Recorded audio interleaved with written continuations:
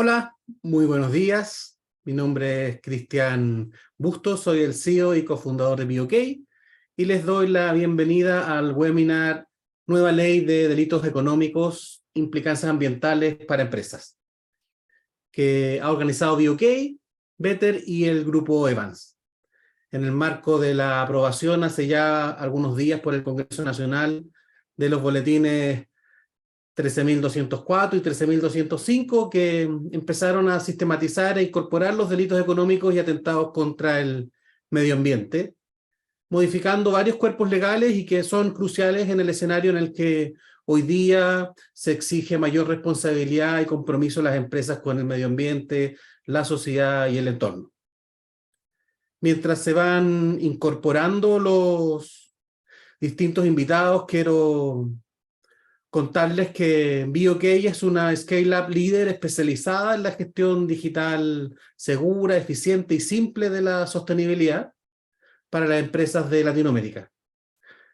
Tiene herramientas de software as a service que permiten medir y gestionar las variables de sostenibilidad que cada empresa o industria determina, desde el compliance hasta la gestión de la huella de carbono, la huella de residuos o en general el footprint ambiental. Respecto al Grupo Evans, también organizador de este encuentro, les comento que congrega un equipo de profesionales de amplia experiencia y conocimiento para asesorar a sus clientes en asuntos jurídicos y estratégicos vinculados al desarrollo y licenciamiento de proyectos de infraestructura, inmobiliarios y de aprovechamiento de recursos naturales. Asimismo, también se enfoca en asesorías de especialidad aplicadas a la inversión pública y privada, con particular énfasis en mercados regulados y en las áreas de energía, aguas, minería, urbanismo, regulación económica, medio ambiente, sostenibilidad y relaciones comunitarias.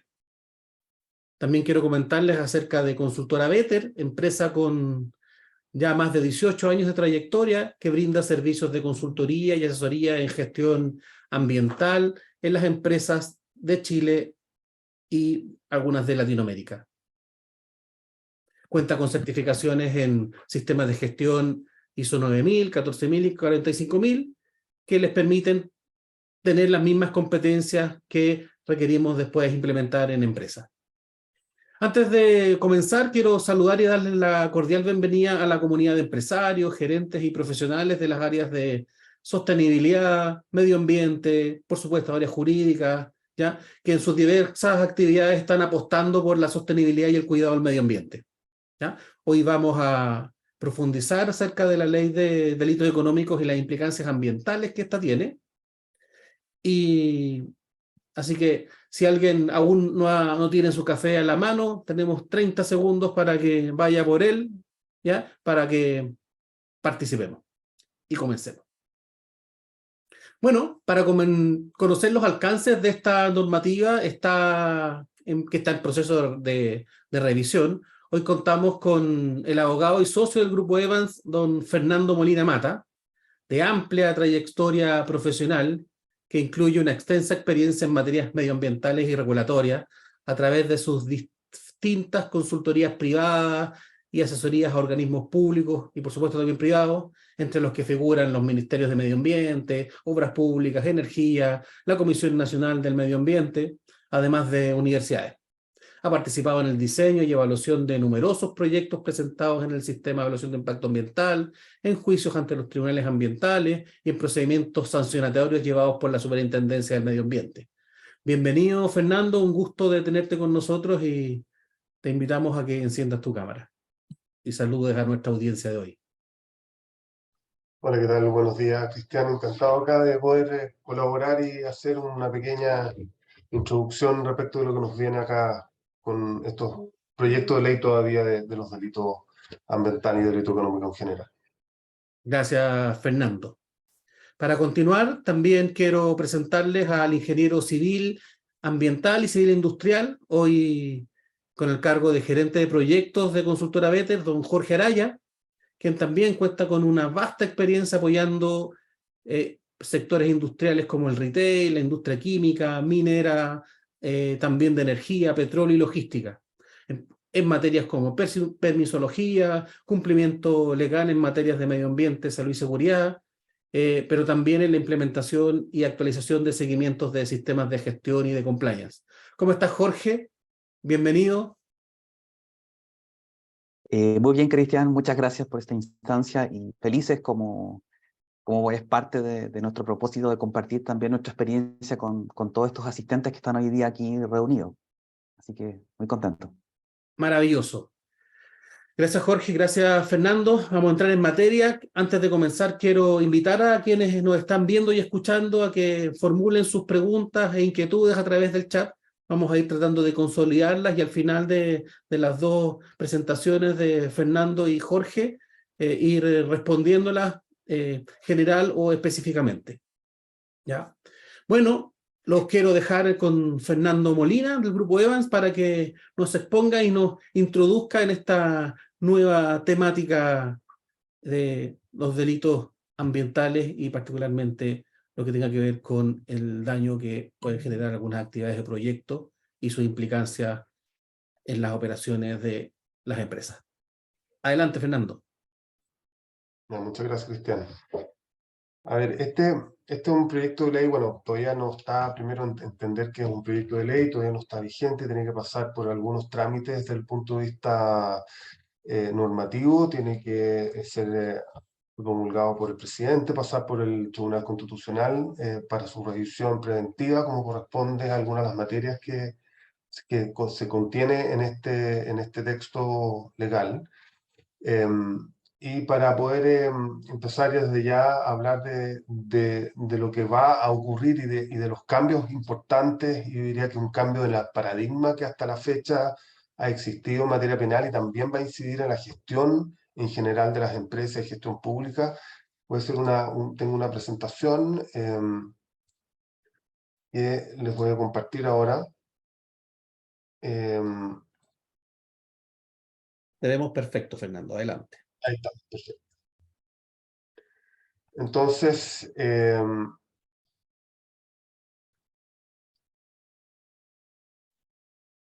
primero, hacer recalcar algunos temas importantes de esta modificación normativa como para poder introducir. Acá el gran tema que se intentó y se logró hacer es la sistematización y establecer un régimen de los delitos económicos, lo cual es muy importante porque de un par de docenas de delitos de esta naturaleza se agrupan más de 200 delitos de carácter disperso y por lo tanto se incorporan a este nuevo estatuto desde el punto de vista normativo. Este estatuto establece un régimen muy diferenciado respecto de la regla general, que en materia penal uno está acostumbrado en materia de responsabilidad de las personas involucradas, de los eximentes de responsabilidad, de las circunstancias modificatorias, de un amplio margen de penas que nosotros vamos a ver que se van a ampliar de manera relevante, y también de una regulación específica en materia penal alternativa. Es decir, acá estamos hablando de un cambio de la manera como se entiende hasta ahora muchos de los delitos que se han denominado de cuello y corbata y que se incorpora, y eso es lo que nosotros nos vamos a abocar en las materias de carácter ambiental. La responsabilidad se incorpora ciertamente como un cambio, y esto ya venía desde antes, la responsabilidad de las personas jurídicas, incorpora expresamente que nosotros vamos a ser las empresas, las universidades, excluyen los organismos públicos, pero ciertamente el marco de responsabilidad cambia de manera sustantiva. Otro elemento también que es importante destacar desde ya, que indirectamente a través de los cambios de eximente de responsabilidad y algunas circunstancias modificatorias especiales, se establece un endurecimiento y una intención del legislador en términos de establecer penas efectivas de cárcel y por lo tanto intentar de que no existan esta sensación de que finalmente este tipo de delitos no tienen aparejado penas efectivas de privación de libertad. Y también establecen todo un marco y un sistema específico para las personas jurídicas en términos de incorporar de manera coetánea con la protección de libertad las multas, el comiso de las utilidades, publicación interoficial respecto de las penas, la incorporación de un interventor, y también el establecimiento de determinadas inhabilidades, por ejemplo, de poder ejercer en responsabilidades de carácter directivo, gerenciales, etcétera. Por lo tanto, también hay un reforzamiento muy importante desde el punto de vista de los efectos que podrá traer este tipo de delitos. Como siguiendo un elemento más bien general y el contexto, yo creo que también es útil entender que este proyecto de ley se enmarcó y surgió a partir de un contexto político muy específico. Surgió el boletín 3 meses después del estallido social y por lo tanto acá ciertamente el objetivo que persiguió el legislador es atacar lo que se entendía una percepción de las injusticias sociales. Habían la percepción de acciones de corrupción y casos ambientales muy graves donde se estimaba que había una suerte de indefensión de las personas y por lo tanto este tipo de delitos no tenían un aparejado, una sanción concreta, efectiva de privación de libertad. Había una sensación de impunidad. Acá en la historia de la ley nosotros podemos ver ciertamente que en las exposiciones de los distintos intervinientes se cita esta clase de ética que se estableció como unos delitos de corrupción en algunos de los casos más emblemáticos que nosotros hemos vivido como país, y ciertamente la baja efectividad que ha tenido hasta ahora los delitos económicos, donde solamente en más de 10 años habrían unos 27 casos y con una 3 condenas hasta la fecha. Por lo tanto, también había una visión bastante crítica.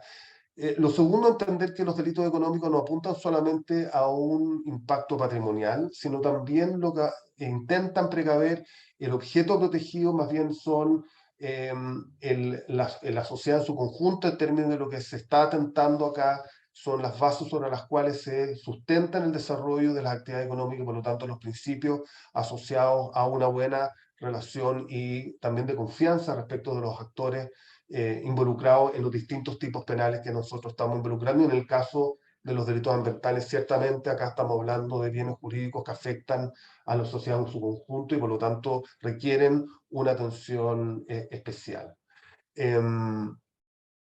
Y como ya había indicado, el estatuto especial lo que busca ciertamente es una responsabilidad efectiva y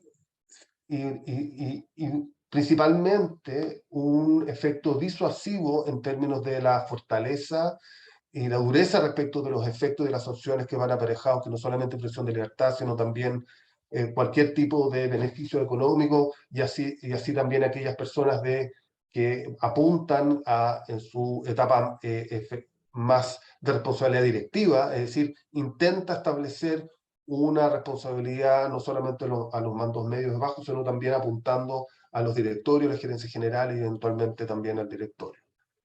Cuestión que también ha habido casos emblemáticos que han llegado hasta esos niveles. Y ciertamente acá, como yo le decía, hay un aumento exponencial de un par de decenas a más de 200 tipos penales que se van incorporando.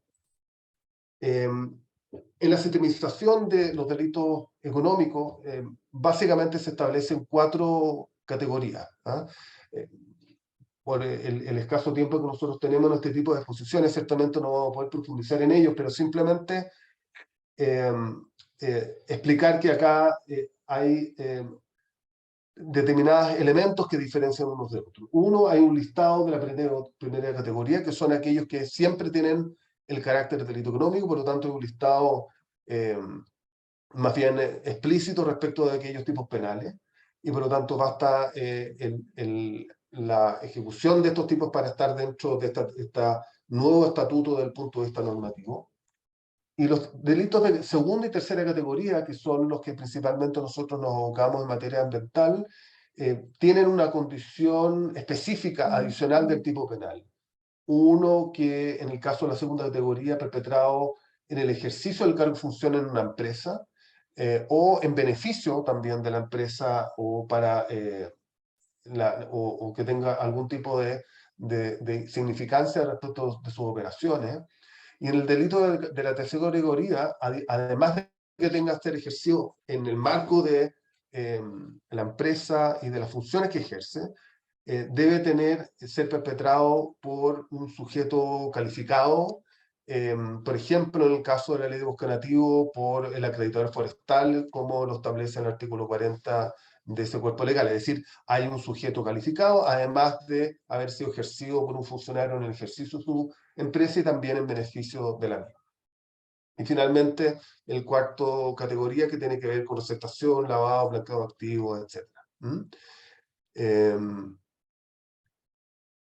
Ahora, el hecho de que no sean delito económico, ciertamente, son tipos penales, van a ser sancionados, pero no van a entrar en este régimen especial. Y por lo tanto, es bien importante en aquellos solamente de segunda categoría que establece si concurren aquellas condiciones especiales que establece este cuerpo normativo para estar sujeto a este régimen especial que nosotros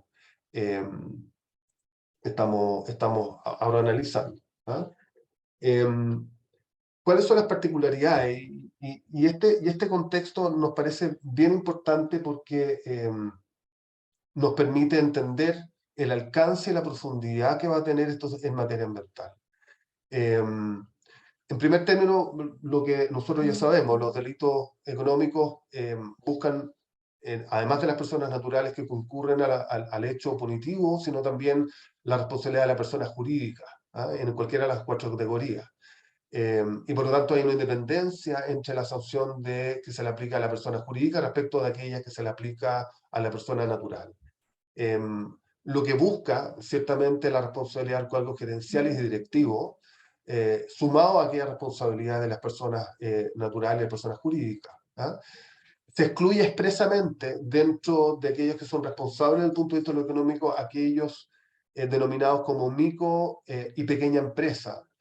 Pero sí tuvo la prevención este proyecto de ley que en aquellos casos de microempresas se tienen que sumar aquellos todos ingresos que sean parte de un mismo holding. Por lo tanto, la suma de todos aquellos ingresos que perciben cada una de estas pequeñas empresas se tiene que establecer para establecer si está dentro de este rango de micro pequeña empresa y por lo tanto estaría excluido de la aplicación de estatuto especial. También se excluyen las personas jurídicas estatales, los servicios públicos, pero sí están incluidas las empresas cuya propiedad sea del Estado. Por lo tanto, hay muchas empresas estatales que van a estar sujetos a este régimen especial. Respecto de las penas sustitutivas, por lo tanto, también es un elemento que también se discutió de manera profusa en la historia de la ley.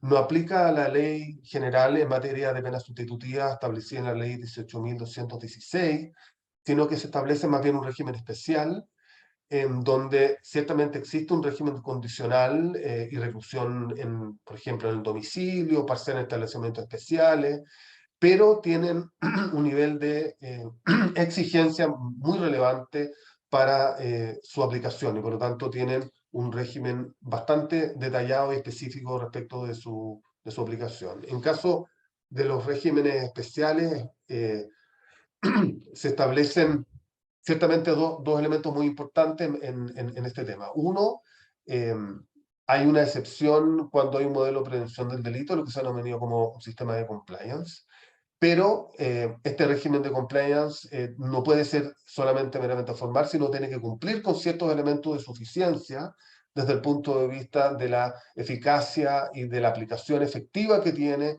a lo largo del tiempo. Por lo tanto, no basta con el hecho de tener un sistema de compliance, sino tiene que acreditarse su suficiencia, su ejercicio y su aplicación de manera eficaz. Y por lo tanto, acá hay un desafío muy importante desde el punto de vista de lo que va a venir a futuro, ¿no? Un segundo elemento también de excepción que tiene que ver con algunos de los tipos penales que nosotros vamos a revisar, se refiere a que la posibilidad de aquellos proyectos que debiendo ingresar al Sistema Nacional Ambiental no lo han efectuado, una excepción que van a tener es que se haya consultado a la autoridad ambiental respecto de la necesidad o no de someterse al Sistema Nacional de Impacto Ambiental y por lo tanto el hecho de tener esta respuesta también constituye un eximente de responsabilidad que vamos a ver bien relevante para algunos de los tipos penales en materia ambiental, ¿no? Respecto de las circunstancias modificatorias de responsabilidad penal, de las atenuantes, agravantes, ciertamente no aplican las reglas generales en materia de Código Penal, o sea, por lo tanto, de nuevo, acá hay un cambio de paradigma importante. Se excluye expresamente la irreprochable conducta exterior. Se ha entendido, y así fue discutido, que los delincuentes económicos, como se ha denominado, generalmente tienen esta condición, pero se hace una diferenciación entre atenuantes y agravantes simples y calificadas, por la importancia y la graduación de la pena y también de los beneficios del ejercicio de las penas de manera alternativa. Por ejemplo, en materia de una atenuación calificada, es cuando se toman de manera oportuna y voluntaria medidas orientadas a prevenir o mitigar los daños ambientales. Por lo tanto, acá hay un elemento bien importante respecto de la manera como se reacciona frente a una contingencia que puede ser potencialmente constitutivo de delito. Pero también interesante, una agravante muy calificada cuando existe una participación activa de una posición jerárquica superior, por ejemplo, un director y un gerente general, ¿ya? Por lo tanto, ahí de nuevo nosotros vemos el foco que tiene este proyecto de ley en términos de intentar buscar la responsabilidad de los altos cargos directivos asociados a este tema. Y también otro elemento atenuante calificado tiene que ver con los perjuicios que sean superiores a 40.000 UTM, por lo tanto también tiene que ver con la gravedad de los efectos que podrían tener en el tiempo. Como nosotros decíamos también, otro aspecto que distingue este tipo penal respecto de los otros es una modificación y una ampliación respecto de las penas, ¿ah? Ciertamente hay penas privativas de libertad que se asimilan a tipos penales bastante relevantes, como vamos a ver más adelante, pero también va aparejado de manera simultánea la aplicación de multas, ¿ah? El cómputo de multa es un cómputo diferenciado que se aplicable por un día multa, y esa día multa tiene que ver con la posibilidad o las características específicas de ingresos de cada una de las personas, tiene que ver con los ingresos promedios que tiene cada una de las personas y por lo tanto se aplica con la posibilidad incluso de que si son multas muy bajas puede el juez incrementar esas multas. Existe un tope de 100.000 UTM que es equivalente al atenuamiento de edad que existe en el régimen en materia ambiental de aquellas que puede aplicar la Superintendencia del Medio Ambiente.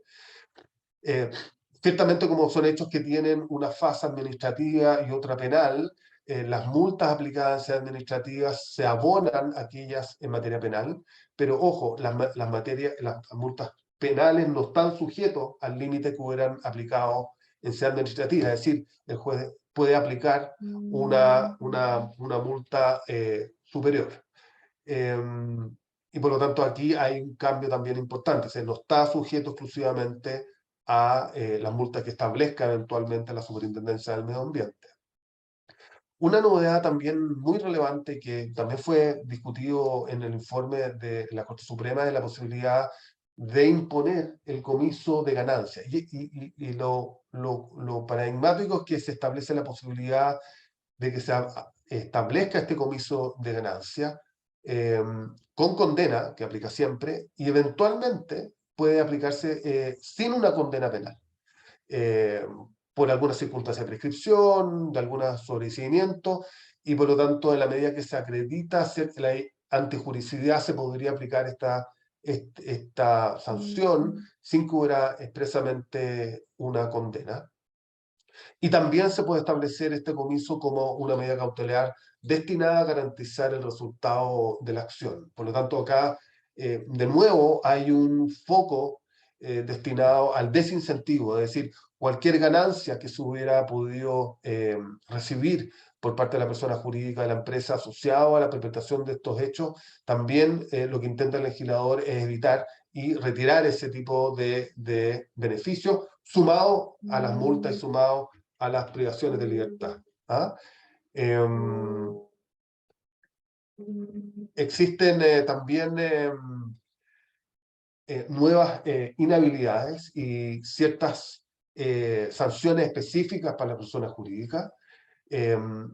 que son importantes también han sido profusamente discutidos, la posibilidad de nombrar un interventor por un periodo de cierto tiempo máximo que permita establecer de manera todo o parte de la empresa respecto del modo y acreditar y asegurar el ejercicio efectivo de medidas preventivas de nueva comisión de estos delitos, publicación en el diario oficial y también las inhabilidades, como yo les decía, asociadas a la posibilidad de ejercer cargos directivos gerenciales por un periodo de tiempo determinado, también de funciones públicas. Por lo tanto, también apunta nuevamente a buscar la responsabilidad aguas arriba desde el punto de vista de la jerarquía de las empresas.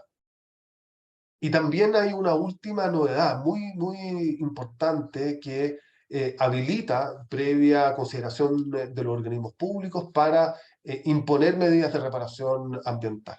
Es decir, también puede establecer medidas concretas de reparación, no solamente privación de libertad, multa, comiso, supervisión y inhabilidad, sino también puede imponer. Es decir, si nosotros vemos el estatuto que nosotros estamos revisando, nos damos cuenta que el régimen es un cambio de paradigma muy sustantivo y por lo tanto va a mi juicio a ser un cambio bastante relevante en la medida obviamente que entre en vigencia este proyecto de ley.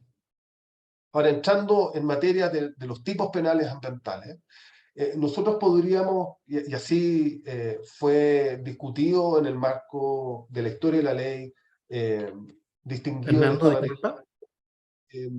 13, yo diría, Fernando, te quedan 2 tres minutos. grandes grupos de delitos. Uno que se denominó de contaminación, aunque la denominación no es exactamente precisa, pero hay un delito de riesgo, es decir, lo que busca acá es una relación entre el estatuto administrativo respecto de la necesidad de someter al sistema de evaluación ambiental de ciertos determinados proyectos y ciertos efectos ambientales que podrían generar cierto riesgo de daño. Es decir, acá hay un tipo penal que no requiere una afectación concreta, sino que basta que exista la posibilidad que exista afectación asociada a una elusión. Es decir, y acá me permito, porque es muy relevante estos tipos penales, porque tienen ciertas particularidades que van a ser muy complejo establecer, digamos, el tipo de responsabilidad, porque se dispone, por ejemplo, en el artículo 305 que será condenado a presidio o reclusión menor su grado mínimo o medio, si estamos hablando hasta 3 años más o menos, el que decide haber sometido una actividad de evaluación de impacto ambiental a sabiendas, es decir, acá tiene que haber una intencionalidad, no basta simplemente la mera negligencia, es decir, tiene que deliberadamente y probar que hay una intención, pero los hechos constitutivos de delito son muy generales, porque si nosotros vemos lo que dice la ley, dice que vierta sustancias contaminantes al aguas marítimas continentales, que vierta tierras o sólidos humedales, que libere sustancias contaminantes al aire. Si nosotros entendemos que es una sustancia contaminante, en realidad el contaminante como elemento es prácticamente todo elemento que pueda emitir una industria, una actividad, y por lo tanto sería la mera liberación de este tipo de sustancias con que exista una suerte de elusión dolosa, por cierto, para que se configure. Y ahí hay una discusión que a mi juicio induce a otra connotación que se refiere más bien al riesgo potencial que pueden generar una cierta valoración. Este tipo penal hay que vincularlo con otro artículo que establece que cuando la superación sean de baja entidad, tendrán otro tipo de pena, más bien de multa. Pero ciertamente, de nuevo, cuando entendemos que es de baja entidad, cuando consideramos que no es de consideración, son las discusiones que eternamente nosotros hemos visto a propósito de la discusión entre si requiere estudio de evaluación de impacto ambiental, entre la necesidad de una modificación de ingresar como al sistema o no cuando son modificaciones no sustanciales. Por lo tanto, acá va a existir de manera importante una discusión jurídica de técnico muy relevante para establecer si estamos frente o no a un delito de esta naturaleza, que a mi juicio yo creo que la técnica legislativa fue un poquito gruesa y podría inducir a problemas desde el punto de vista de su aplicación. Y por lo tanto, incluye esos elementos, también incluye la extracción ilegal de agua. En fin, existen otros tipos penales también asociados a los recursos hídricos que son bastante relevantes. El segundo conjunto tiene que ver con lo que se ha denominado una afectación grave al ecosistema o áreas de valor natural. Estamos hablando de distintos componentes ambientales de afectación grave y también establece la misma normativa que se entiende por esta afectación grave. Y este tipo penal que aplica para áreas protegidas y también para distintos componentes que se afectan de manera grave, es decir, acá sí existe y se requiere un efecto concreto sobre el medio ambiente. Y de nuevo la norma en el 310 bis establece qué se entiende por afectación grave. Y luego cuando dice cuando la extensión espacial es de relevancia. De nuevo, conceptos que son difíciles de delimitar. Cuando sea prolongado en el tiempo, cuando sea irreparable o difícilmente reparable, bueno, que es un concepto que existe de manera más relevante en materia de daño ambiental. Cuando es un conjunto significativo de especies, cuando pueda incidir en especies categorizadas como extinto en grado silvestre o peligro crítico o vulnerable. Es decir, que incida. ¿Qué significa que incida? ¿Ah? O poner en riesgo grave la salud de la población, afectar significativamente. Luego, conceptos que nosotros en materia ambiental son bastante recurrentes y por lo tanto entendemos y sabemos que son muy complejos muchas veces de delimitar y establecer en manera concreta. Y acá es interesante también el vínculo que puede existir entre el reciente proyecto de ley que se aprobó en el Congreso, en el cual se establece una denominación de impactos críticos, es decir, aquellos que no pueden ser mitigados o pues, se puede hacer cargo en los planes de contaminación, o la posibilidad de identificar aquellos impactos significativos en el marco de los planes de prevención y descontaminación. Por lo tanto, acá va a haber un trabajo muy importante, interesante desde el punto de vista normativo. Existe también otra categoría, porque todo esto requiere dolo, es decir, la intención positiva de eludir, la intención positiva de generar estos daños o estas afectaciones, pero en el caso de daño, tanto al área protegida como los distintos componentes ambientales, se le agrega también la negligencia, la culpa. Es decir, cuando efectivamente acá estamos frente a infracciones normativas, también concurriría responsabilidad penal en la medida que exista esa afectación grave. ¿Ah? Por lo tanto, esto también es una innovación muy importante en materia normativa que cambia el espectro absolutamente respecto del tema y también entendemos que es muy relevante, ojo con los responsables, porque acá serán responsables que ellas tienen conocimiento de las circunstancias del hecho y por lo tanto acá cobra especial relevancia la necesidad de tener un sistema de gestión robusto, efectivo, dinámico, que permita hacerse cargo, digamos, de posibles riesgos asociados a este tipo de afectaciones. Y luego hay un conjunto de tipos penales que tienen que ver con delitos contra la fe pública, que tienen que ver con información falsa, asociada a la evaluación ambiental de proyectos, a la pertinencia de ingreso al sistema, de impacto ambiental, falsa respecto del fraccionamiento de proyectos, de los incumplimientos o obstaculización en los procesos de fiscalización relevantes a la superintendencia de medio ambiente. En fin, acá estamos hablando de delitos que también nosotros entendemos que son relevantes. Del punto de vista de la pena, en general estamos hablando de hasta 3 años y un día, en último caso, y cuando hablamos de los delitos de afectación grave, sube hasta incluso 10 años y un día, y por lo tanto, acá hay una innovación bien importante que nosotros tenemos que estar mirando. Básicamente, estos son los temas. Ahora, nosotros hicimos un pequeño ejercicio de qué habría ocurrido con hechos que regularmente uno graves, importantes en materia ambiental que han ocurrido en el pasado. No es un caso concreto, específico, pero sí es un caso que ha habido bastante experiencia en nuestro país. ¿Y qué es lo que ocurría con el nuevo estatuto? Supongamos que nosotros tenemos un proyecto minero donde hay un problema de escurrimiento de drenaje ácido, donde, por ejemplo, no existen las medidas de control adecuado. En este caso, nosotros pusimos con impermeabilización, donde no hay un monitoreo continuo, eficaz, etc.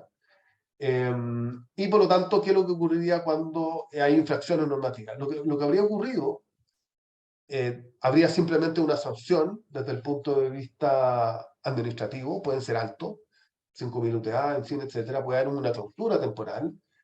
Incluso en este caso habrían residencias, pero en el nuevo estatuto lo que habría ocurrido es una cuestión diametralmente distinta, porque esto ciertamente se incorporaría dentro del estatuto de los delitos económicos. Estaría dentro de las afectaciones graves, es decir, de las afectaciones que tienen una sanción hasta 10 años, y por lo tanto la pena que se expondría toda la cadena de mando de esa empresa que no tomó las medidas de adecuaciones, que tuvo este problema desde el punto de vista normativo, podrían, en el caso de dolo, 10 años, pero podría ser hasta 3 años en el caso simplemente de la infracción. Las multas podrían ser infinitamente superiores, habría comiso de ganancias, impondrían establecimiento de medidas de reparación, sumado a los otros efectos desde el punto de vista de las personas naturales asociados a comiso, intervención, etc. Es decir, cuestiones que antes podrían haberse simplemente reducido a multas, eventuales investigaciones. El estatuto nuevo que se aplicaría a propósito de este nuevo régimen jurídico tendría un efecto mucho más claro, más nítido y más directo desde el punto de vista normativo, sobre todo cuando estamos hablando de infracciones normativas que traen aparejados consecuencialmente efectos graves o una grave afectación, porque ahí, de nuevo, ojo, se incorpora no la necesidad de acreditar dolo, sino acreditar simplemente la negligencia. La negligencia en materia ambiental se ha limitado a establecer el incumplimiento o la infracción normativa por regla general, sin perjuicio de algunas especificidades. Simplemente es difícil resumir, y acá dejo de compartir, pero es difícil resumir este cambio paradigmático que va a generar en materia ambiental y los delitos económicos, pero sí recalcar la relevancia desde el punto de vista en la gestión pública, en la gestión privada. Ciertamente esto va a requerir, va a cambiar mucho el nivel de exigencia desde el punto de vista de la evaluación ambiental, de la suficiencia de la información.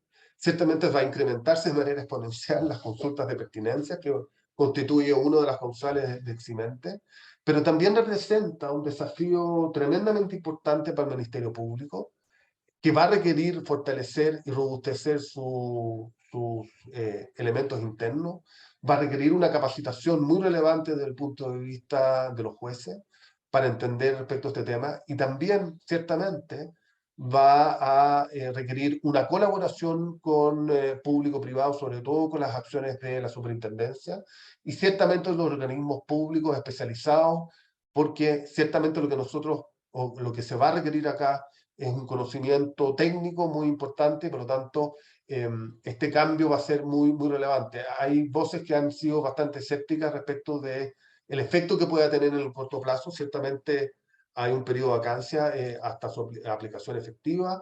Va a requerir un tiempo de conocer los primeros hechos, pero ciertamente esto, a mi juicio, va a tener y va a constituir un cambio paradigmático desde el punto de vista de la gestión pública, y también va a requerir un esfuerzo importante y un cambio muy relevante desde el punto de vista de la gestión ambiental de las empresas. Hasta acá llega ahí mi presentación, Cristian. Estupendo, Fernando. Muchísimas gracias. Intenté interrumpir tu presentación, pero yo creo que ameritaba que la pudiéramos ver en forma completa. Así que muchas gracias. Así que para continuar voy a dejar con ustedes a don Jorge Araya, que nos va a presentar cómo podemos transformar este desafío y bajarlo a herramientas y la problemática de gestión. Adelante, Jorge. Gracias, Cristian, por el pase. A ver, estoy buscando aquí cómo compartir.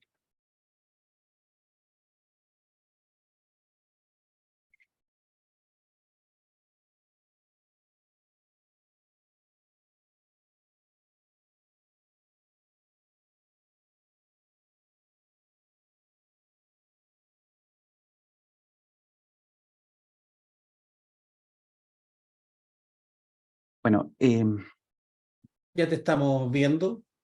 muchas gracias. Bueno, sin duda, como lo decía Fernando, es complejo tratar de resumir en 20 minutos quizás el contenido extenso que viene en la modificación legal. Desde mi perspectiva y experiencia, quiero contarles a nuestros oyentes, participantes de este webinar, que desde Better Consultores llevamos casi 18 años ayudando y apoyando a nuestros clientes de empresa a llevar un control y un seguimiento en el cumplimiento legal. En particular, en materias muy específicas, como es el tenor de este webinar, que es medio ambiente, y también salud y seguridad en el trabajo, ¿ya? Muchos de nuestros clientes mantienen sistemas de gestión que están hoy día orientados a cumplir con estándares ISO, 14.000 o 45.000, también otros, ¿ya? Pero sin duda, ante el eventual escenario que estamos revisando junto con el cambio legal que se va a producir, hay que mirarlo desde otra perspectiva, creo yo. Entonces, nos hacemos una pregunta cuando nos preparábamos para este webinar: ¿qué implicancia tendrá este cambio legal para las grandes empresas? Ahí es algo que quizás vamos a poder responder al finalizar esta presentación. Básicamente, ¿por qué estamos acá? Porque todos los que están interesados y están oyendo, de alguna manera se responsabilizan o tienen dentro de sus atribuciones el mantener un nivel de cumplimiento legal alto o lo más cercano al 100% dentro de sus organizaciones, ¿ya? Y sabemos que esto es la base de cualquier proceso o actividad económica, y claramente es un pilar fundamental para el avance claro hacia la sostenibilidad, en el concepto que hoy día, en el 2023, estamos todos enfocados, ¿ya? ¿Por qué gestionamos los requisitos legales? Para estar mejor preparados ante eventuales fiscalizaciones, para disminuir el riesgo de no cumplir los requisitos legales, para evitar el cuestionamiento de los stakeholders, claramente, ¿no es cierto? Nuestros vecinos, nuestros accionistas, y para disminuir la probabilidad de un accidente o emergencia. Vimos también en la exposición de Fernando que esto hoy día ya acarrea multas, ya acarrea cierres de instalaciones y también un daño reputacional. Pero esto en el contexto de lo que hoy día nuestra estructura legal en el país nos permite, pero va a haber un cambio, ¿no es cierto? Entonces esto tiene que de alguna forma ir fortaleciéndose. ¿Cómo nosotros desde la posición como asesores externos ayudamos o nos hacemos parte del cumplimiento legal? Entonces, ¿cuáles son nuestras recomendaciones? Primero que todo, hay que definir un proceso que sea claro, concreto, para controlar y evitar que no se produzcan situaciones de incumplimiento. Tenemos que mantener dentro de nuestro proceso, que está claramente definido, acciones preventivas, seguimientos y monitoreos, y uso de herramientas de gestión y control, ¿ya? Aquí, en el transcurso de nuestra trayectoria como asesores, hemos visto evolucionar esto, desde cosas muy simples, que muchas veces estaban, no sé, pues, alojadas en un documento Word, por ejemplo, quizás en planillas Excel, donde recopilábamos cierta información y llevábamos un chequeo y control de la gestión de los requisitos legales, ¿ya? Pero sin duda eso se nos quedó chico, se nos hacía complejo. Por lo tanto, vimos la necesidad como asesores consultores de desarrollar herramientas que fueran mucho más potentes, automatizadas. Por lo tanto, llegamos a un software específico, ¿ya? Que en un momento más les voy a contar sobre BioK, que es parte también de nuestras herramientas de trabajo hoy día en Better, ¿ya? El cumplimiento de los requisitos legales claramente necesita de preocupación, es decir, de horas de horas hombre, de nuestros equipos de trabajo, en la interna de las empresas, y también de nosotros como asesores, que sin duda vamos a ir a aportar con ese elemento, horas hombre, para poder apoyar el cumplimiento de los requisitos legales. ¿Qué es lo que tenemos que hacer entonces? Tenemos que identificar los requisitos legales aplicables, ¿ya? Sin duda, esto también es un trabajo. No todos los requisitos que hoy día legales que están vigentes nos aplican a nuestras actividades y procesos, por distintas razones, ¿ya? Geográficas, límites temporales, espacios definidos donde están nuestras plantas o procesos. Hay varios elementos que nos permiten de alguna forma ir acotando aquellos requisitos legales aplicables.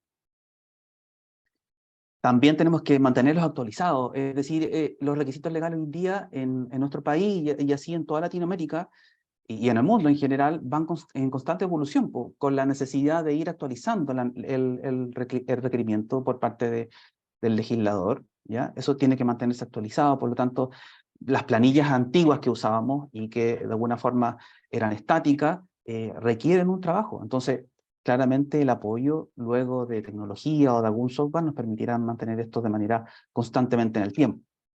También de forma muy clara necesitamos evaluar el cumplimiento. Una vez que ya está definido y estos requisitos legales se mantienen actualizados, tenemos que evaluarlos, ¿ya? Y una vez evaluados, identificamos brechas o eventualmente no cumple y definimos planes de acción.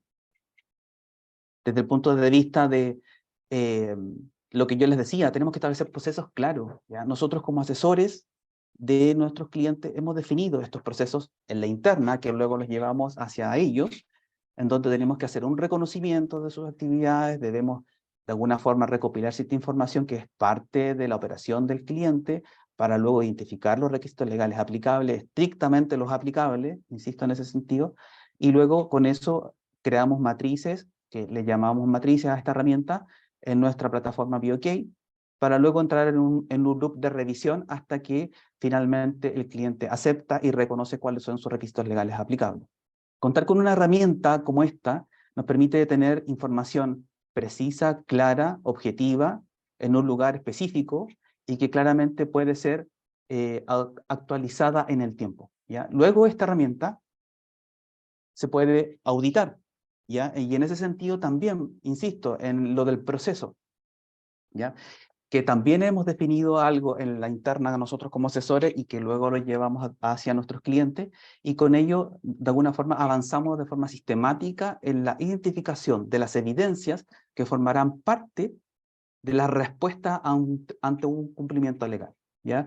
Entonces, hay muchos requisitos legales que van a tener evidencia que coincide entre ellos, por lo tanto, no buscamos una evidencia en particular para cada uno de los artículos aplicables, sino que en una especie de resumen que nosotros internamente le llamamos lista de chequeo, vemos aquellos elementos que son que se pueden utilizar como respuesta en cada uno de los artículos aplicables y le ayudamos al cliente para que pueda tener esta información a la mano al momento de que nosotros podamos generar la instancia de auditoría. Tenemos todo un proceso interno que generamos carpetas digitales, la información queda alojada en un lugar específico que sea compartido entre ambas partes, y con ello vamos nosotros contestando finalmente la matriz o la herramienta de evaluación de requisitos legales. Y en ese sentido, podemos terminar la auditoría y tenemos un informe. El informe detecta las brechas, las identifica y generamos un plan de acción que luego también es otro proceso. Entonces, desde el punto de vista de las recomendaciones nuestras, debemos tener matrices de requisitos legales actualizadas, deben estar constantemente afianzadas o de alguna forma conectadas con las fuentes de información, debemos tener equipos especialistas y entrenados para aplicar estas herramientas. Nuestros clientes también se pueden entrenar con nosotros tenemos distintas actividades de capacitación en ese sentido, pero es importante lo que yo les decía en algunos momentos de lo que ya relataba. Debemos confiar esto a encargarlo a herramientas más bien tecnológicas, porque esto nos va a permitir tener bases de datos actualizadas. El hecho de que esta evolución constante desde el legislador hacia la ciudadanía sobre los requisitos legales, también se enlaza, por lo tanto queda en una cadena de constante actualización. Existe un soporte en el proceso de evaluación porque hay todo un aparataje que permite que esta evaluación sea objetiva, ¿ya? Y recopilemos la información que permita claramente dar un cumple, por ejemplo, o si no la encontramos, decir no lo cumple exactamente. Podemos crear informes de forma rápida, crear informes con planes de acción también. Y aquí me quiero detener un poco en nuestra plataforma.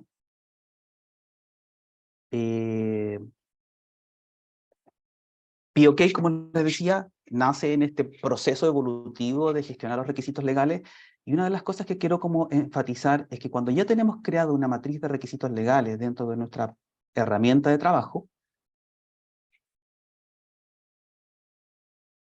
vamos a tener desagregada la información por artículos. Ya cada artículo, como tiene su forma de cumplimiento, vamos a poder, a través de este listado de evidencias, dar, Jorge, si es que está disponible, sí.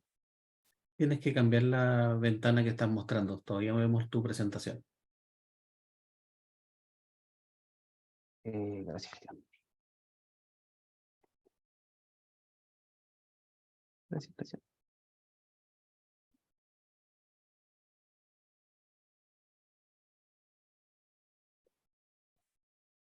Ahora sí. Ahora sí.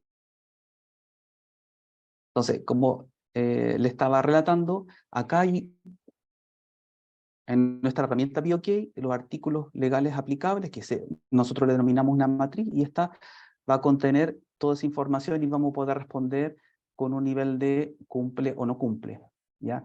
¿Qué es lo importante y relevante?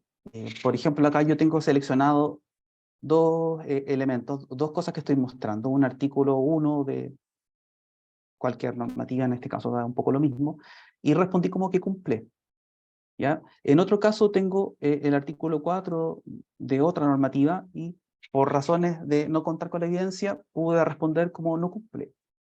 Entonces, en ese sentido, yo puedo ir gestionando el no cumple y darle un nivel de severidad, y puedo darle una magnitud y una extensión, y declararle una multa. Eventualmente esta información nosotros la podemos conocer desde antes, así que eso se puede de alguna forma declarar. Por lo tanto, cuando yo gestiono mi artículo, me queda como un no cumple con una caracterización de leve, ¿ya? Dependiendo de esa severidad que yo le puedo entregar a este artículo, me podría dar que es un grave, por ejemplo, ¿ya? Pero ¿qué es lo relevante? ¿Qué es lo que quiero mostrarle acá? ¿Ya? Que en el cumplimiento, finalmente tenemos que empezar a gestionar a partir del riesgo, ¿ya? Y un poco enlazándonos con este nuevo cambio normativo. Determinamos que existen no cumples dentro de nuestra matriz de requisitos legales, por lo tanto estamos viendo que existen 3 no cumples y hay algunos que están enmarcados en una condición leve y hay otros que son graves. Entonces aquí podemos poner foco y darle un poco de atención a aquello, ¿ya? Eso de alguna forma nos permite generar planes de acción. Los planes de acción no es otra cosa que delegarle a una persona dentro de nuestro equipo de trabajo o a nosotros mismos la tarea o la actividad para poder cumplir con aquello, con el requisito legal que hemos detectado como no cumple. Por lo tanto, vamos a entrar en una secuencia de acciones que van a tener un plazo definido para cumplir con esa tarea, y ese plazo va a tener una alerta eventual para que le ayude al gestor de esta acción o de esta tarea a encontrar esa evidencia. Esto, de alguna manera, nos va a permitir que la mejora continua que buscan los procesos al estar inmerso en un sistema de gestión generen esta rueda que va constantemente llevándonos a que podamos encontrar la evidencia y poder darle cumplimiento final a este no cumple, ¿ya? Y es un poco ahí donde nosotros queremos reforzar esta idea de que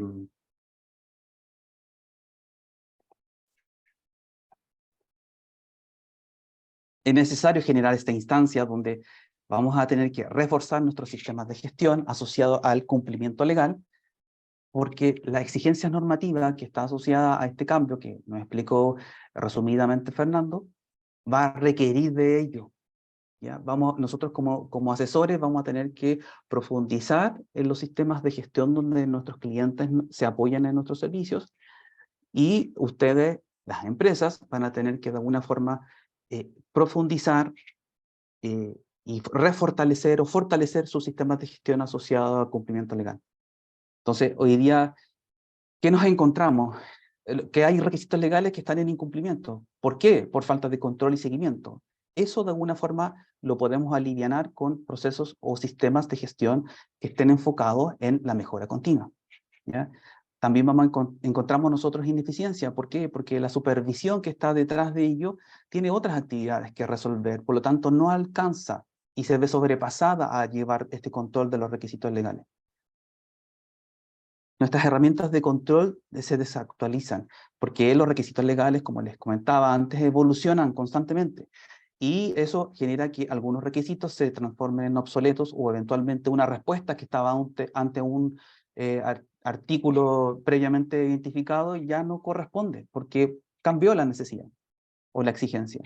Desde el punto de vista de la solución, desde Better y desde BOK, ¿cómo creemos o solucionamos esta situación? Automatizamos tareas. ¿Por qué? Porque nuestro sistema, de alguna manera, permite que todo esto entre en una rueda de gestión que va a estar constantemente planificando, haciendo, verificando y actuando. Todo en el contexto de este ciclo permanente de PSA. Entonces, nuestros sistemas también les va a permitir, de alguna forma, mantener alertas constantes para que las herramientas quedan al día con los nuevos requisitos legales, ¿ya? Y por último, que era lo que les mostraba recién, sobre los riesgos asociados al no cumplir, podemos identificarlos, ¿ya? Porque al declarar, o sea, al evaluar y al declarar que no cumplimos, podemos ver cómo impacta esto en nuestra operación o nuestro proceso. Por lo tanto, la implementación de un programa de cumplimiento ahora ya estaría un poco más sólido, y con eso podríamos de alguna forma garantizar o acercarnos a un cumplimiento más cercano al 100% de los requisitos legales aplicables. Claramente esto no asegura que lleguemos a ese nivel, porque requiere también del apoyo y del esfuerzo de nosotros como asesores y también de las contrapartes dentro de las organizaciones, pero sí, sin duda, va a generar un cambio y va a profundizar que este cumplimiento legal esté más cerca de ese 100%. Ese es un poco lo que yo quería contarles desde nuestra experiencia como asesores en estas materias. Muchísimas gracias, Jorge. Gracias a usted. Invito a Fernando que se nos una para contestar. Se nos fue el tiempo muy rápido. Yo creo que podemos contestar dos preguntas, y agradecemos a la audiencia que nos ha estado acompañando y que eventualmente se pueda quedar algunos minutos con nosotros, porque están muy buenas las preguntas. Fernando, ¿cómo se distribuyen las responsabilidades frente al daño ambiental del que habla la nueva ley, cuando están los dueños, los directores, gerente general, esta estructura que tú nos mostraste en tu presentación, a la hora de definir cuál es el nivel de responsabilidad de cada uno de ellos? ¿Cuáles son los factores que pueden hacer la diferencia? Bueno, acá fundamentalmente lo que intenta acá la ley es establecer un rango bastante amplio de responsabilidades. Y serán responsables no solamente la persona jurídica, ciertamente en el caso de haber ejercido o ser responsables del, digamos, del hecho punible y estar enmarcado dentro de en el caso de segunda categoría, digamos. Pero también todas aquellas personas naturales que hayan participado y han tenido conocimiento de las circunstancias de derecho. Y ahí se amplía de manera sustantiva el nivel de responsabilidad, que va, incluso puede llegar hasta a nivel de directorio, sobre todo cuando no solamente supo, no pudo, sino más que saber respecto de las circunstancias respecto a las cuales se ejerce una actividad. Y eso es particularmente fácil de identificar cuando estamos hablando de actividades, cuando hay una ilusión al sistema de impacto ambiental, cuando hay incumplimiento normativo o hay decisiones directivas desde el punto de vista del ejercicio de actividades económicas que no cuentan con, digamos, los respaldos, los resguardos necesarios para eso. Sobre todo porque acá, ojo, estamos hablando de la culpa, es decir, la mera negligencia, sobre todo cuando esas acciones generan una afectación concreta respecto del entorno, digamos, lo que lo denominamos los delitos más bien concretos de daño o de afectación más bien sobre distintos componentes ambientales. Perfecto, muchas gracias. Jorge, las empresas están acostumbradas a compliance o evaluaciones de cumplimiento discretos, reactivos para detectar y corregir incumplimientos. A la luz de esta nueva ley, ¿qué propones tú que debiésemos mantener de esas prácticas y cambiar? O sea, efectivamente, es bastante discreto en el sentido de que hay un enfoque para responder a una materia o una materialidad en particular. ¿Qué proponemos o qué vemos nosotros? Es que esto de alguna forma tiene que integrarse con el concepto que en algunos momentos de nuestra relatoría lo comentamos, de compliance. Es una cosa un poco más extensa. Las empresas hoy día no lo tienen de alguna forma tan desarrollado, o eventualmente lo tienen desarrollado, pero para evaluar o para gestionar cosas que están asociadas más bien a delitos propiamente económicos, como lo menciona un poco el título de este cambio normativo, pero los temas ambientales quedan fuera de ello. Entonces, el llamado es que esto se vea de forma integral. Ya no es solamente el tema medio ambiente o el tema económico por sí solo, sino que es en su conjunto desde el punto de vista de la operación y de mantener a la compañía bajo un estricto cumplimiento legal más allá de los requisitos legales también, ¿ya? Porque hay otras cosas como códigos de conducta, códigos de ética, que sin duda también tienen que ver con esta situación. Entonces, yo creo o creemos que por ahí debería ir esta situación, esta mejora, esta oportunidad que de alguna forma las nuevas exigencias legales nos invitan a ver y a ejecutarlas. Ya es como de verlo de forma más bien integral, no solo aislado. Perfecto, muchísimas gracias, Jorge. Una última pregunta para los dos y también les doy la posibilidad que se puedan despedir de nuestra audiencia. ¿Qué viene ahora? ¿Cuáles son sus indicaciones para nuestro público, audiencia, ya sean recomendaciones o elementos a los cuales deben poner atención próximamente? ¿Fernando? Sí, yo creo que, bueno, esto representa para las empresas ciertamente un desafío en la gestión interna y tienen que tener un sistema de compliance, pero un poquito siguiendo lo que está diciendo Jorge, primero tiene que basarse en lo que pasa afuera, en el terreno. No estar preocupado de la oficina, sino preocupado son los componentes críticos que puede estar potencialmente afectado a la empresa. Y eso es un cambio de paradigma bien importante y preocuparse especialmente de ese tipo de problemas que en el sistema compliance también requieren necesariamente de un sistema robusto de reacción frente a posibles contingencias, porque ningún sistema de compliance va a poder cubrir todos y cada uno de los posibles riesgos que se enfrenta una empresa. Lo que sí puede es establecer un sistema más bien continuo que permita permanentemente revisar sus procesos y de manera en el evento que exista una reacción, también haya una respuesta oportuna, eficaz desde el punto de vista normativo, porque acá lo importante es el efecto que genera sobre el entorno y también ser muy responsable desde el punto de vista de la verificación y de la forma como se acredita el cumplimiento de ciertas obligaciones. Por lo tanto, yo creo que el gran desafío ciertamente ahora es la prevención. Yo creo que esa es la tarea, yo creo que como un título que podría terminar, es la prevención. Y podría ser la temática para una próxima conversación para hacer un doble clic sobre este tema. Así que los dejo cordialmente invitados a que lo analicemos. Jorge. Sí, mira, yo quiero terminar comentando que lo que no se mide no se puede gestionar. Entonces, la invitación en este sentido es que revisemos nuestros procesos internos asociados al cumplimiento legal, denle una mirada de manera integral en la medida que se pueda, pero como decía Fernando, en la operación o fuera del escritorio están los riesgos, entonces identifiquen si tienen sus requisitos legales asociados a esos eventuales riesgos, controlados, si los mantienen en seguimiento, si tienen la evidencia suficiente para darle un check de cumple o eventualmente generar un plan de gestión y a prepararse. El cambio se viene. Esto no va hacia atrás, va hacia adelante. Entonces, en ese sentido, los invito a que chequeen y empecemos ya a generar una acción que transforme la situación interna de la empresa a este nuevo estándar que se nos viene. Ese es mi invitación. Súper. Muchas gracias, Jorge. Gracias, Fernando. Bueno, estamos llegando al final de nuestro encuentro.